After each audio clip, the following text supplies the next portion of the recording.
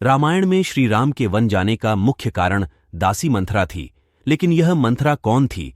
कैकेयी अश्वपति सम्राट की पुत्री थी। कैकेयी बहुत ही सुंदर, गुणी और वीरांगना स्त्री थी। इसीलिए वह राजा दशरथ को अपनी दोनों रानियों में सबसे ज्यादा प्रिय थी। कहा जाता है कि जब कैकेयी का विवाह राजा दशरथ से हुआ था तो दासी मंथरा मायके से उनके साथ आई थी। आखिर मंथरा को कैकेयी अपने साथ क्यों लाई थी और वह कौन थी? एक कथा के अनुसार राजा अश्वपति का एक भाई था जिसका नाम बृहदश्व था। उसकी विशाल नैनों वाली एक बेटी रेखा थी। कैकेयी और रेखा बालपन से ही बहुत ही अच्छी सखी थी।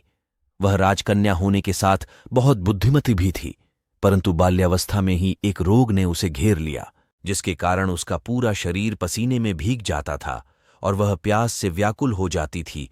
एक दिन प्यास से अत्यंत व्याकुल होने पर उसने इलायची, मिश्री और चंदन से बना हुआ शरबत पी लिया था, जिसको पीने से उसके शरीर के सभी अंगों ने काम करना बंद कर दिया।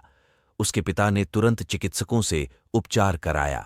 उपचार कराने से वह ठीक तो हो गई, लेकिन उसकी रीढ़ की हड्डी में दोष आ गया, जिसके कारण उसकी रीढ़ की हड्डी हमेशा के लिए टेढ़ी हो गई।